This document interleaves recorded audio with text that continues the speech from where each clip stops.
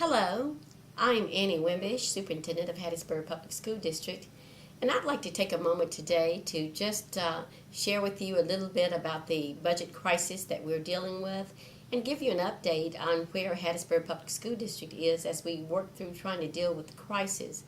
Across the country, and Mississippi is no exception, we're feeling one of the major economical crises of our time. Many educators have never seen anything like it. In doing a crisis like this, then critical measures have to be taken as we try to deal with the concerns that are happening. For example, in the spring of this last year, the district had just a little over 3.4% cut. When school started in the fall of the year, another 5% cut. And then since January, we've had another 3.19% cut. And for Hattiesburg Public School District, that has been just a little over $2.2 million in cuts.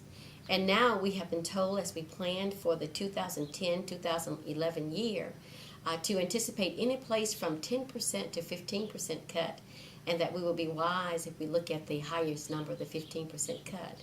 Well, again, for Hattiesburg Public School District, a 15% cut is talking almost another $3 million at $2.7+ million for our district.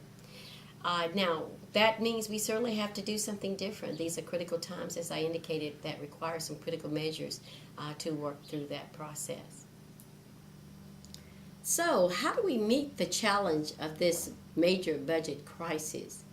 Well, because the issue is such a big issue, it has multiple pieces to it, multiple causes, we'll have to look at multiple solutions. There is no one set answer on how to do it. For Hattiesburg Public School District, we will be looking at everything across the board. There is absolutely nothing off the table, starting with the top down, with the superintendent and moving in different directions.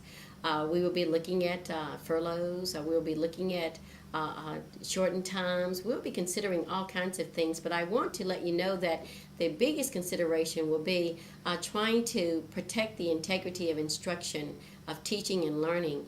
In order to try to protect the integrity of teaching and learning, we will try to use attrition as much as possible. And what's attrition?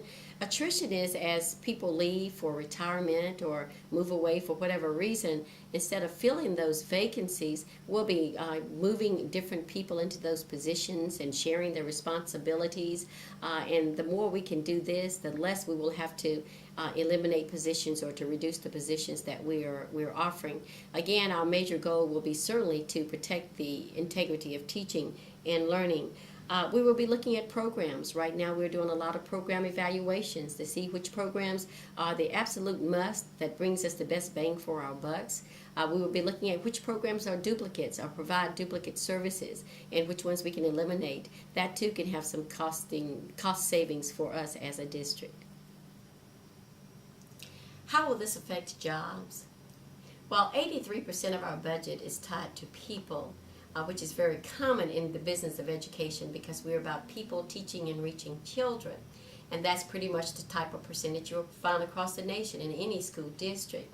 And so with 83% of our budget tied to people and the magnitude of what we have to do with the cuts, there is just hardly no way I can promise you that people will not be affected.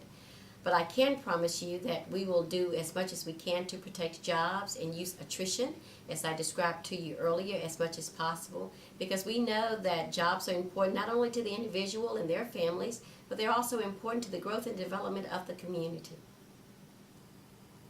Now, how will this affect schools?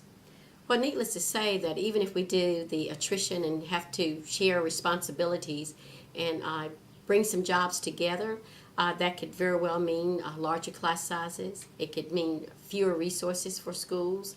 It could mean sharing resources among schools. It certainly could even mean fewer programs within the schools. But I can assure you that our ultimate goal, regardless to what that would mean to the schools, is that we want to protect the integrity of teaching and learning. That does not change. A reduced budget or budget reduction certainly doesn't eliminate our mission. And our mission in Hattiesburg Public School District is to prepare all of our children to be productive citizens in a competitive global community. And a reduced budget does not reduce that mission. So when will people know? I know that people are very anxious to find out what is going to happen. Well, just know that we are working on this process and trying to get it completed as quickly as we possibly can, and we will be letting you know as soon as we can. Our deadline is at the latest by April 15th, but sooner if possible. There is more information on the website. Please check the website on a regular basis. We will be updating the website on a continuous basis.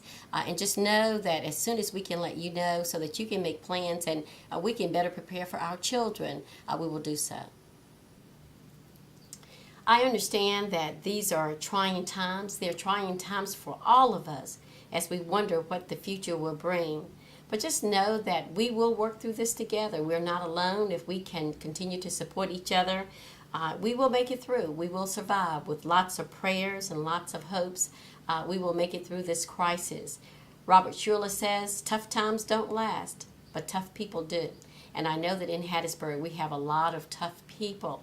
So as we continue to move forward, let's remember our motto: today's learners, tomorrow's leaders, and we will make it together.